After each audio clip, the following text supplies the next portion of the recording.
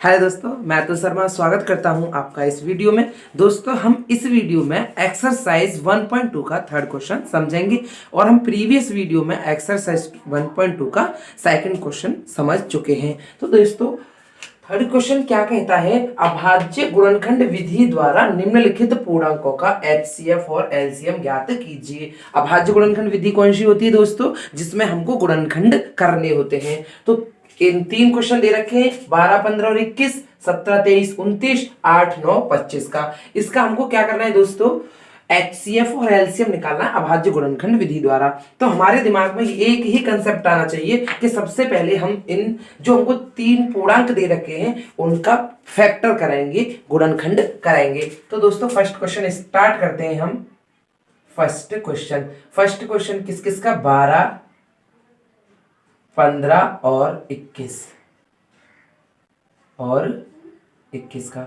अब इनका हमको अलग अलग प्रत्येक पूर्णांक का गुणनखंड करेंगे। तो दोस्तों, हम 12 के गुणनखंड करेंगे, अलग अलग प्रत्येक पूर्णांक का गुणनखंड करेंगे। देखो, हम जानते हैं 12 2 से विभाजित हो जाएगी 6 टाइम, 2 6 या 12, और 2 से ये 3 टाइम्स हो जाएगी, 2 3 जा 6, और 3 से 1 टाइम। इसके हमारे 12 के ऐसे गुणनखंड हो गए। फिर हमको 15 के भी गुणनखंड करने हैं। ऐसे तीनों पूर्णांकों के गुणनखंड करने होते हैं, तीनों पूर्णांकों के गुणनखंड करने होते हैं। तो ये देखो, 2 से डिवाइड नहीं हो सकती, हमको विभाज्यता के नियम से पता चल गई। तो अब ये 3 से होगी या नहीं, ये देखते हैं। तो 5 और 1 6 होते हैं, तो ये 3 से डिवाइड हो जाएगी या विभाजित हो जाएगी। तो 3 से 5 टाइम्स डिवाइड होगी, 3 5 सा 15 होते हैं दोस्तों। और ये 5 एक अभाज्य संख्या है, तो 5 5 से ही डिवाइड होगी। और ये हमारा 15 के भी गुणनखंड हो गए। अब हम 21 के गुणनखंड करते हैं। वेरी इजी क्वेश्चन है। अगर ये आपको बोर्ड में क्वेश्चन दिखाई दे तो कुछ नहीं, गुणनखंड करो, फिर उसके बाद मैं नेक्स्ट स्टेप में बताता हूँ क्या करना है। अब ये को दो 1 2 से तो ये डिवाइड होने की नहीं है, विभाजित नहीं होगी। तो 3 से 2 और 1 3, हाँ 3 से हो जाएगी। और 3 7 जो होते हैं 21, और 7 से होगी अभाज्य संख्या है। अब यहां तक फर्स्ट स्टेप में जो हमको क्वेश्चन दे रखा है दोस्तों, हम उसके केवल जितने भी पूर्णांक दे रखे हैं उनका गुणनखंड करेंगे। सेकंड स्टेप में जैसे 12, तो 12 के जो हमारे गुणनखंड आए उनको गुणनफल के रूप में लिख लेते हैं। जैसे 2 गुणा 2, यह आया हमारा गुणा 3। ऐसे ही हम 15 के गुणनखंडों को गुणनफल के रूप में लिख लेंगे, 3 into 5। ऐसे ही सेम प्रोसेस रहेगा तीसरे पूर्णांक के लिए जो 21 है हमारा, 3 into 7। अब मैं आपको पहले भी बता चुका हूं, फिर दोबारा से रिपीट करता हूं कि HCF, जो हम HCF निकालते हैं दोस्तों, हायर कॉमन फैक्टर या महत्तम समापवर्तक, वो कैसे निकालते हैं मैं प्रीवियस वीडियो में इसकी डेफिनेशन के बारे में समझा चुका हूं। कुछ नहीं, जो देखो हमारे पास 3 पूर्णांक हैं, तीनों पूर्णांकों में जो उभयनिष्ठ हो या कॉमन हो, या जो तीनों पूर्णांकों में संख्या हो। जैसे देखो, अब यहाँ पे आपको 2, यहाँ पहले पूर्णांक में 2 है लेकिन इन दोनों पूर्णांकों में 2 नहीं है, तो नहीं। ऐसे 3, देखो पहले पूर्णांक में भी 3 है, दूसरे पूर्णांक में भी 3 है, और तीसरे पूर्णांक में भी 3 है। जो कॉमन होगी उसी को हम यहाँ लिख लेते हैं। अगर एक और कोई संख्या कॉमन होती तो उसको मल्टीप्लाई में लिख लेते। अब यहाँ पर और कोई कॉमन नहीं है, क्योंकि इसमें 5 है तो उन दोनों पूर्णांकों में 5 नहीं है। इस थर्ड पूर्णांक में हमारा 7 है तो उन दोनों पूर्णांकों में 7 नहीं है। तो जो कॉमन होगा वो हमारा HCF। अब LCM कैसे निकालते हैं दोस्तों, वो भी सेम है। मैं कल की वीडियो में, प्रीवियस वीडियो में आपको बता चुका हूं, इससे पहले की जो वीडियो है, LCM कैसे निकालेंगे हम। देखो, एलसीएम निकालने के लिए क्या है कि सबसे पहले हम उस नंबर को या अभाज्य गुणनखंड को लिखेंगे जो दोनों में कॉमन हो या दोनों में हो। जैसे 3 संख्या क्या है, दोनों में, मतलब तीनों में हो। अब यहाँ 3 पूर्णांक दे रखे हैं तो तीनों में हो। जब 2 पूर्णांक होंगे तो दोनों में हो। तो अब यहाँ 3 है तो 3 तीनों पूर्णांकों में है 3। उसके बाद फिर हम शेष फिर उन गुणनखंडों को लिखते हैं जो रह जाते हैं। जैसे अब हमारे पहले पूर्णांक में आपके कितने गुणनखंड रहेंगे, 2 into 2। तो अब इसको 2 into 2, और फिर जो आपके दूसरे पूर्णांक में रह गया 5, वो भी, जो मतलब फिर तीनों पूर्णांकों में शेष रह जाते हैं दोस्तों, हम उन सबको लिख लेते हैं। जैसे अब तीसरे पूर्णांक में क्या रहेगा, 7। बस यही आपका एलसीएम निकालने का बेस्ट मेथड है। अब देखो ये इसे कहते हैं हम अभाज्य गुणनखंड विधि द्वारा, अभाज्य गुणनखंड विधि द्वारा। अब दोस्तों इसका हम मल्टीप्लाई कर लेते हैं। 3 2 जा 6 और 6 2 जा 12 और 12 5 जा 60 होते हैं और 67 जा 40 420 420। एक बार हिंदी में करते हैं। 3 दूनी 6, 6 दूनी 12, 12 12 पंजे 60 और 60 इंटू 7 का मल्टीप्लाई करोगे तो आपके 420 ही आएंगे। ये आपका आ गया दोस्तों एलसीएम। क्या आ गया? एलसीएम। देखो ये आपका एचसीएफ था और ये आपका एलसीएम आ गया। क्या आ गया? एलसीएम। ये निकल गया हमारा एलसीएम। कितना इजी मेथड है अभाज्य गुणनखंड।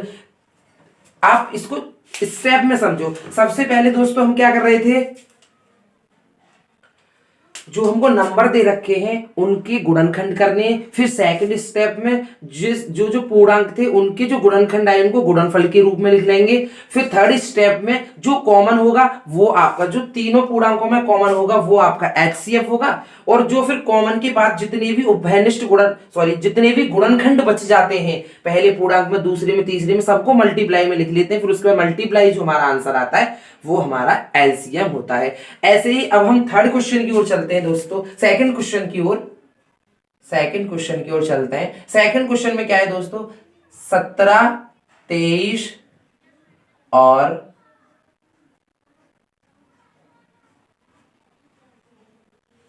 29 का हमको एचसीएफ और एलसीएम निकालना है। हमको पता है सबसे पहले हमको इनके गुणनखंड करने होंगे। 17 के गुणनखंड दोस्तों हम सब जानते हैं 17 एक अभाज्य संख्या है तो ये 17 अपने से ही कटेगी।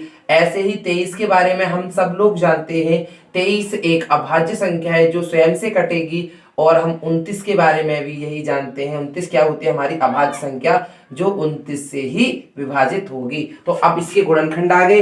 अब क्या करोगे दोस्तों, हमको पता है। अब हम इनको कैसे लिख लेते हैं,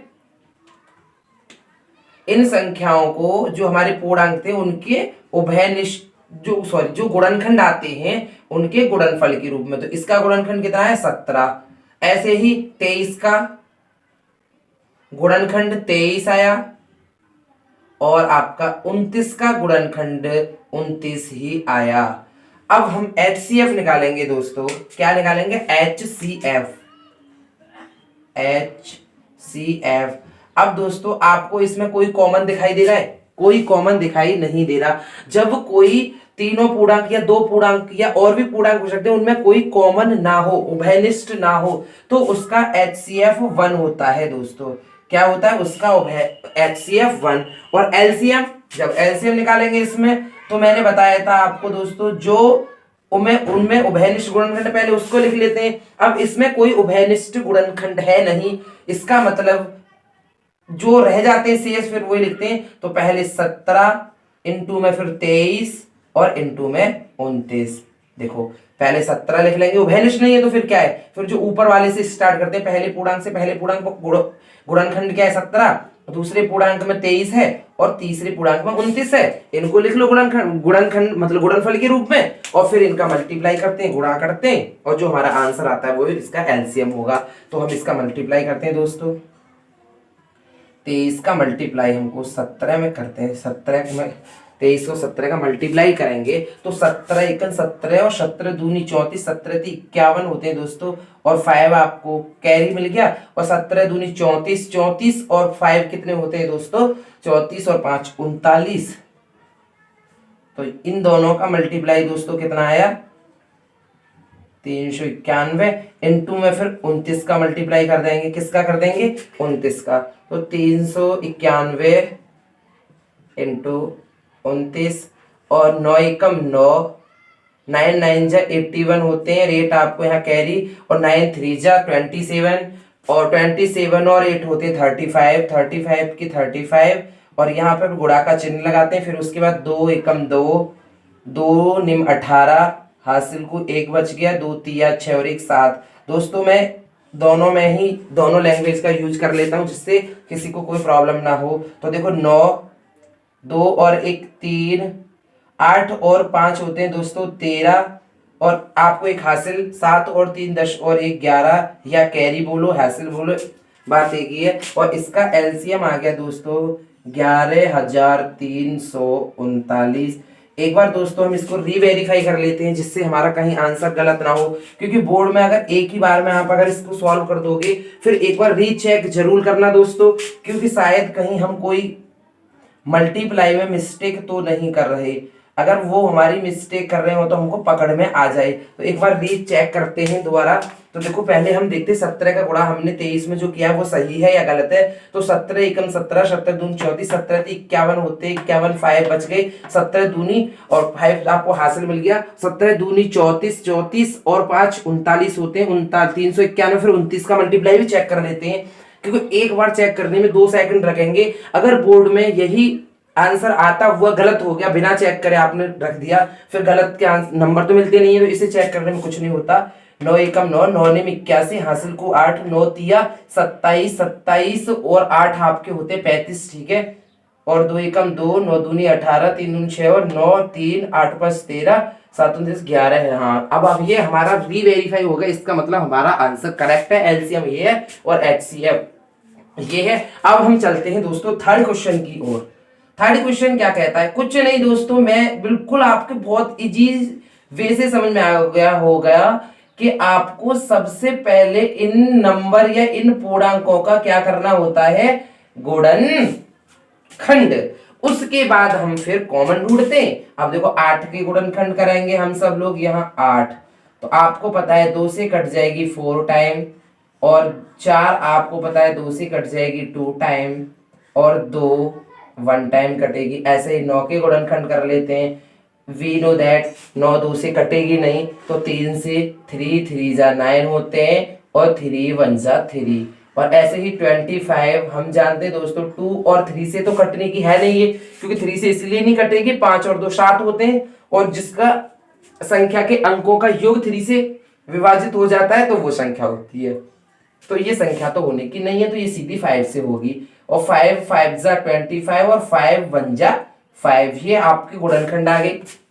फिर मैंने क्या बताया था दोस्तों इस वाले मेथड में, सेकंड स्टेप में कुछ नहीं, जो हमारे पूर्णांक थे उनके जो गुणनखंड आए हैं उनको गुणनफल के रूप में लिख लो। 8 के क्या क्या गुणनखंड है, 2 गुणा 2 गुणा 2।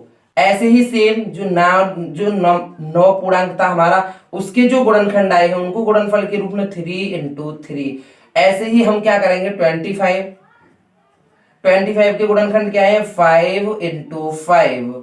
अब दोस्तों ये आपके तीनों पूर्णांकों को हमने गुणनखंडों को गुणनफल के रूप में लिख लिया। और एचसीएफ हमको पता है जो कॉमन होता है तीनों में। यहाँ पे क्या 3 पूर्णांक दे रखे हैं, तो तीनों में जो कॉमन होगा वो लिख लेंगे। अब आपको यहाँ देखो 2 इनमें नहीं है, इसमें किसी में कोई कॉमन दिखाई दे रहा है, नहीं दिखाई दे रहा, क्योंकि 2 लास्ट के दोनों पूर्णांकों में नहीं है। 3 देखें तो पहले और तीसरे में नहीं है, और 5 देखे कॉमन तो पहले और दूसरे में कॉमन नहीं है। तो एचसीएफ जब कॉमन ना होगा तो एचसीएफ हमारा दोस्तों क्या होगा, 1। और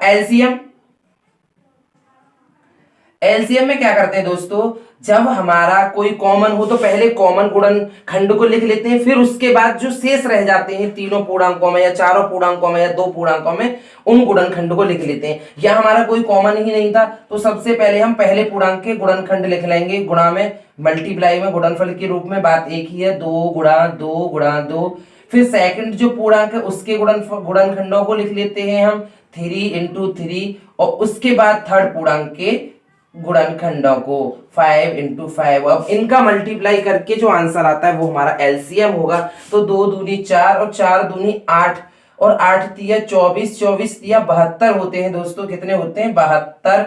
और 5 5 जा 25।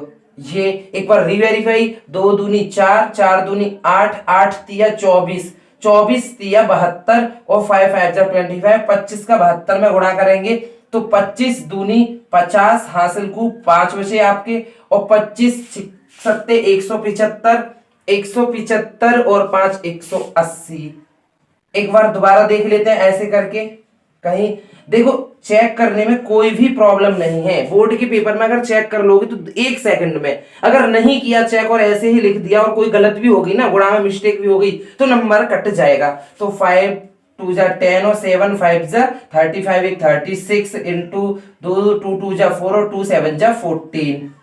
0 जे हो गए 10, 7 और 8 ये 18। सो वेरी गुड, हमारा ये आंसर आ गया। वेरी गुड, चेक करने में कोई प्रॉब्लम नहीं है दोस्तों, इसको रीवेरीफाई जरूर करना क्वेश्चनों को, और ये आपके अच्छे से बिल्कुल क्लियरली समझ में आ गया होगा थर्ड क्वेश्चन। तो दोस्तों मैं अब आपसे कहता हूं कि नेक्स्ट वीडियो में हम फोर्थ क्वेश्चन के साथ मिलेंगे। जब तक अगर ये वीडियो बिल्कुल अच्छे से समझ में आई हो इस वीडियो में जो मैंने क्वेश्चन समझाया है, तो प्लीज चैनल को सब्सक्राइब और वीडियो को शेयर और लाइक करना प्लीज ना भूलें। और मैं ये कहता हूं बिल्कुल बेसिक से मैं बता रहा हूं, और पूरे मैथ को मैं बेसिक से ही कराऊंगा, बिल्कुल एक भी ऐसा कोई पॉइंट नहीं होगा जिसे मैं ना बताऊं। बिल्कुल प्रत्येक क्वेश्चन में या कोई बेसिक बताने में कोई भी पॉइंट होगा मैं हमेशा बताऊंगा, और हमेशा प्रीवियस वीडियो मैंने बताया भी है, मैं इसमें कोई भी झिझक या हेजिटेशन नहीं करता जिसे मैं ना बताऊं। हर चीज में छोटी से छोटी बताना पसंद करता हूं, जिससे अगर कोई बच्चा मेरे चैनल से लिंक हो तो उसे फिर कहीं ट्यूशन या कोचिंग की जरूरत ना पड़े। थैंक यू दोस्तों, अब मैं मिलता हूं नेक्स्ट वीडियो में। Thank you.